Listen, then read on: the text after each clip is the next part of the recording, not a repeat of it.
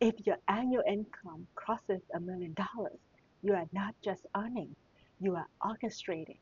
The 2026 landscape rewards those who treat income as architecture, layered, diversified, and built for precision. In this video, we are building that blueprint, how high earners can design multi-entity income system that adapts to current tax law, lower the effective rate, and add stability across changing rules. This episode is divided into 6 key parts plus one bonus strategy at the end.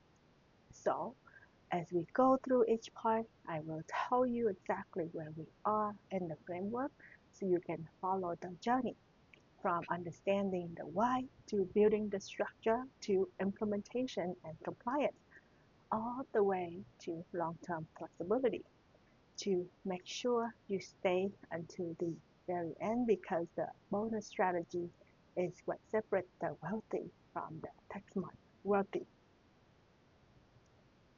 Here's the truth.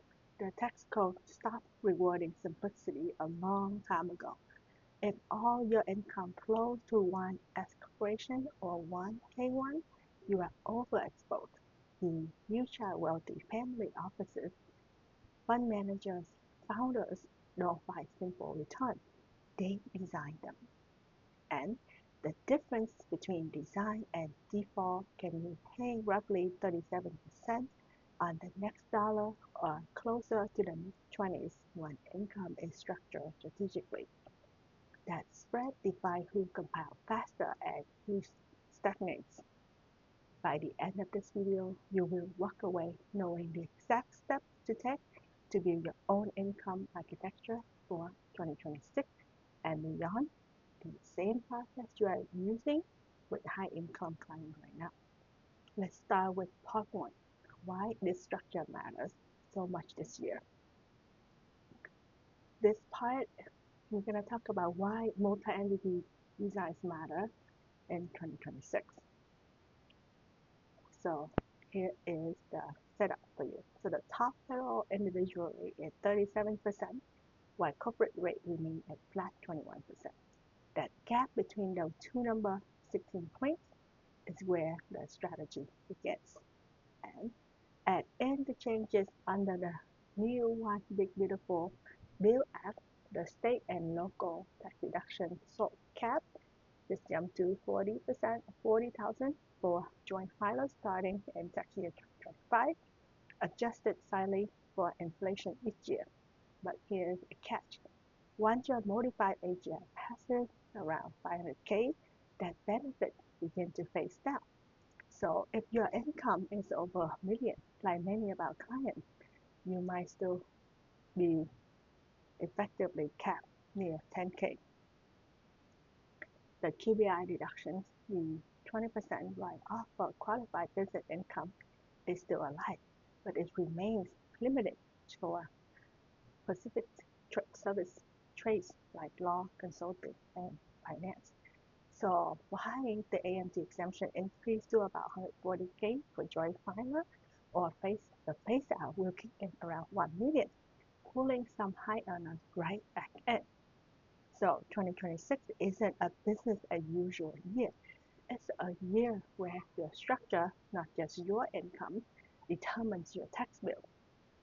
Now that we understand the why, let's move to part two, how the concept actually works. We have talked about why multi-entity design matters. Now let's visualize it. In part two, we will talk about how income architecture works, the idea of the income waterfall, and how different entities capture income differently. Imagine your total income as a waterfall cascading into multiple pools. Each pool, an entity, filters and tax your money differently. The goal is to direct each stream so it's to the most efficient pool. So let's look at an example. So meet Evelyn, a technology consultant in Austin, Texas. Her 2025 income was about 1.3 million. half from active consulting and half from royalty and rental income. Until recently, everything flowed through an S-Corp, simple but expensive. In early 2026, we restructured Evelyn's setup into 4 coordinated entities. One is operating S Corporation, her consulting business. So Evelyn pays herself $350K in W-2 wages and $400K as S-Corp distributions that keep her in line with reasonable income rules and reduce payroll tax exposure. 2. The C Corporation Holding Company. So this entity retains profit at 21% federal and reinvests in growth assets like software licenses, client marketing tools, and equipment, instead of pulling out every dollar and compounds inside the corporation. 3. Family Management LLC coordinates bookkeeping, insurance, and contract oversight. So the other 2 entities, it sends invoices for legitimate services and converts non-deductible administrative costs into deductible business expenses. 4. Family Limited Partnership with Grantor Trust Overlay. It holds Evelyn's rental properties and intellectual properties. This adds asset protection and splits passive income with her spouse while preserving control. By the time the structure was in place, Evelyn's effective federal rate drops to around 25%, and every dollar had a defined purpose. Now that you see the structure, let's move to part 3, how to actually build something like this from scratch. You have seen the big picture, now let's break down how to implement this. In this part, we are going to 5 different steps of income architecture playbook that we use with $1 Million Honor in our practice. So step 1, map every income stream. Start by listing everything: W-2 wages, consulting fees, K-1s, interest, dividend, rents. Then classify them as active, earned, or passive investment. You can't build a structure if you don't know where the money flows. Step 2, assign each stream the best home. So each kind of income have a natural home. Like active income fits best in entity like S-Corp or partnership where payroll can be optimized. Passive income belongs to LLC, trust, or limited partnerships for protection and deferral. Here is a quick example.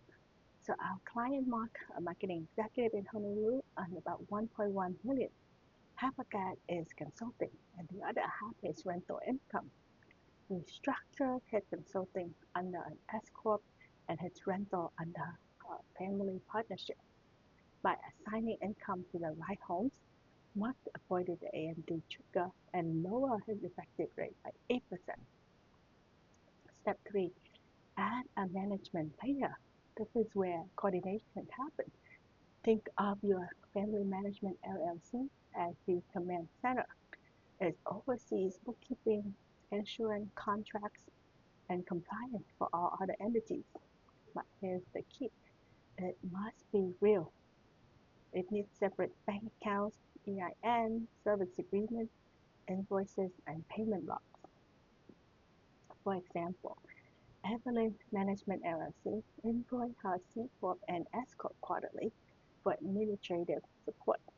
It collects payments and pays her accountant, attorney, and bookkeeper legitimate business expenses. Step 4, balance ownership. Ownership split can make or break a strategy. By dividing ownership between spouses, trust, or family members, you diversify brackets and create flexibility. In Mark's case, his spouse owns 40% of their family LLC and participates in operations, allowing partial income allocations. Step 5, automate documentation. This is the secret weapon. Every intercompany invoice, service agreement, and transfer need digital proof. like QuickBooks Online, DocuSign, or cloud folders with timestamps. The IRS no longer needs paper, they need traceability. By following these 5 steps, you will have an income system that manages itself in layer, compliant, and audit ready. Now let's see this in action with a detailed client. So you understand the steps, but what does it look like in real life? In this part 4, we will walk through an implementation story, how one high-income couple restructured their finances in early 2026 to save 6 figures in taxes. Let's look at Kai and Anna re-architecture. So meet Kai and Anna, a couple in San Diego. They earn about $1.4 million a year. Kai's from consulting, Anna from short-term rentals and private investments. Until last year, they operate everything under a single LLC. In early 2026, before filing their 2025 returns, we restructured everything. 1. From an S-Corp for Kai's consulting work, Kai became a W-2 employee, earning himself $400K in salary and taking $600K in distributions. This brought his payroll taxes down by 10 of thousands while keeping compliance clean. 2. Create a C-Corp to retain profit for reinvestment. The S-Corp pays consulting management fee, and the C-Corp would retain profit at 21% and fund new ventures. 3. Establish a Family Management LLC. This LLC handles shared services like bookkeeping, accounting, and insurance. It invoices both the S-Corp and C-Corp and documents every service agreement. 4.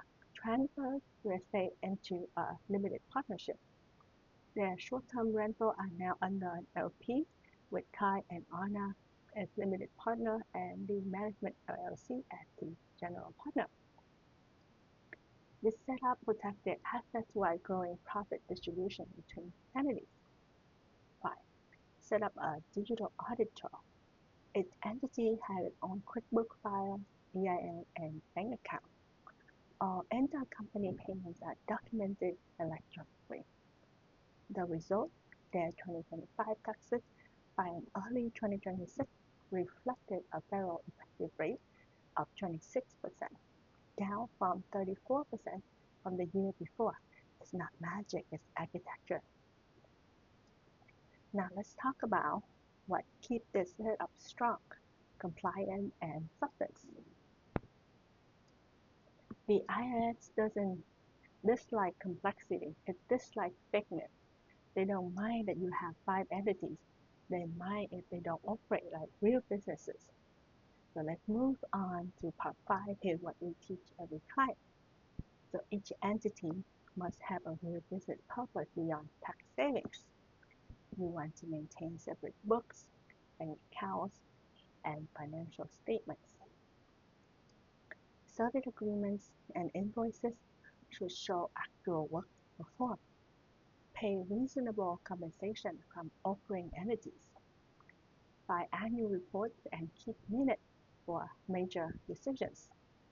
When you do these things, you don't just pass an audit, you own it.